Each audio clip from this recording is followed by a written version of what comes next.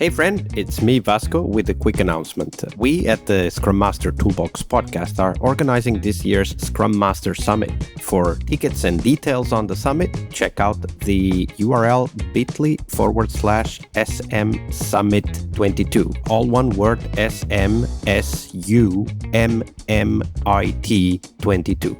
And now, on to the show.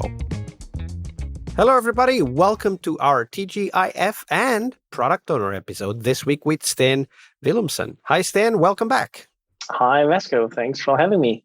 You having been a product owner, I expect you to have a lot of insights for us on this particular set of questions we have for you today. So let's start with a bad example. We'll talk about a great product owner later on the show to end up on a high, but let's start with a bad example. What might be potentially the worst product owner anti-pattern you've witnessed in your career, Stan?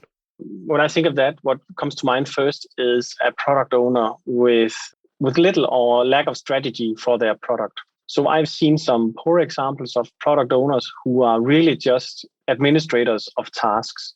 So they are collecting tasks from their surroundings and just really lining them up for the development team to crunch one at a time. So just handling the tasks instead of actually taking ownership of the product. And one of the things that this leads to, of course, is that the team then start to see themselves as also just a task handler. I like to use the term shopping list manager, right? Yes, for that kind exactly. of product owner, right? Like you go to your spouse and they tell you, hey, bring me some tomatoes for this evening's salad. And you do bring tomatoes. And then when you're there, they tell you, I didn't mean those tomatoes. I meant the other tomatoes. And that's what task management leads to, right? Like this actually happened to me. Give me a checkbox on this page in the onboarding sequence. The architects start looking at what the checkbox means, and it actually means a complete change of database and a lot of other flows that need to change just to have that bloody checkbox. And of course, the product owner will go to the team and say, it's just a checkbox. Why is it taking so long? How hard can it be? Yeah. No, but that's exactly. So, of course, then for us as Scrum Masters, we need to first learn how to recognize this pattern. So let's talk about that first, and then we need to talk about how to get out of it. But first, how do we recognize that this is starting to happen? I would say when the product owner becomes too directive, or when the team stops asking why. So if it's going back to the tomato grocery shopping, right? If you're just being told you need to get tomatoes, and you're not even let in on that it's for a salad, right? And you just go get tomatoes, and you bring a pallet home because you didn't know how many and the size of them, and so on and so forth. So it works both ways, right? It's I think that's the short version of it. It's when the team stops asking why and stops demanding a why. And it's when, you get that sense that the product owner don't know why, because they're just, they're just a postman, not just all respect to the postal services, right? But they're really just bringing messages back and forth. And how do we help product owners get out of that anti-pattern? We set aside time to coach the product owner. I would start one-to-one. Not to do it in front of the team, but facilitating them, educating them in why it's important for us to do what brings most value to our organization at any time, and then offering my services to the product owner, saying, if you don't know, how can I help you find out? So it might be that I would have to facilitate the conversation between the product owner and their managers or their stakeholders or their customers. And that's really when I hate it when it comes down to a conversation about, that's not in my role, and I would expect you to be knowledgeable of that. At least for me, I really just want to mend the holes in the road, and I don't care if it's my job doing it or not. Whatever brings me closer to wherever we need to be. So I would spend as much time as I could with the product owner, coaching them in agile ways of working, being super crisp on the purpose of why we are doing this. If they don't have a product strategy, and I mean, I've seen that as well, right? Then call it out and say, what do you think it would require to have some kind of strategy or some kind of direction? It might not be, finalized in the first go, but to have something, a guiding star for us. I really want the product owner to be, to inspire the team and their surroundings. I want to feel that they are on a mission, right? And sometimes I will be very honest and say sometimes it takes some theatrics, right, to create that sense of it. And then if that's what's needed, then that's what we'll do, right? Absolutely. Everything that is needed to create that vision, that strategy, as you discussed. So, of course, we want to hear also about the opposite, the mirror image of this. So share with us then what might have been potentially the best product owner you've ever worked with. Describe them for us. Yeah. So there's definitely something about a person who knows what they're trying to do or what kind of value they're bringing to the surroundings, that you sense that it's purposeful and it's conscious decisions being taken, that you sense that or experience that the product owner also challenges their surroundings.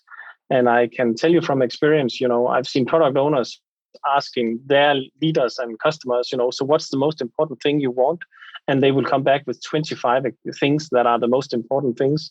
And then I really want to see the product owner challenge that, saying, well, we can only do one thing at a time, maybe two, or, depending on the size of teams and so on and so forth, but that they're comfortable with challenging that. So there's that kind of, where it feels like a parallel dance, and there's something about resonance that keeps coming to mind, right? So yes, I would say somebody who inspires the team, who has a clear on the why in their priorities, and someone who celebrates with the team also, right? So it's not them and us. The product owner is, they should at least act as part of the team. And I know that can be a long conversation whether the product owner is part of the team or not, but they should definitely offer themselves up as part of the team, celebrate with the team, provide perspective to the team. The image of, are you chopping at rocks? Are you building a cathedral? Metaphor comes to mind, right? I want the product owner to bring that image of the cathedral at all times. When you say the image of the cathedral, and earlier on we talked about having that vision, that strategy, what comes to mind is the story you shared with us on Monday, which is, if you don't have that ability to challenge what you're being asked to do as a product owner, when you don't have that ability to dive deeper into what success means, as we talked about on Wednesday, then of course the next logical anti-pattern that comes up is to try to please everybody. And I think that these characteristics, making deliberate decisions, challenging stakeholders, being clear at defining success, like all of those characteristics of a great product owner, avoid those other anti-patterns. And there's many that come from it, right? Yeah.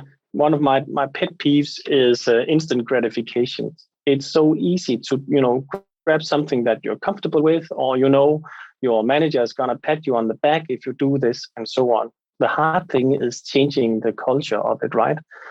You asked me previously, what does it look like for real, right? What's a tangible example? And for me, it's usually around saying no 20 times before you say yes to the right thing. And having those 20 conversations around, why is that a no, dear manager or dear customer?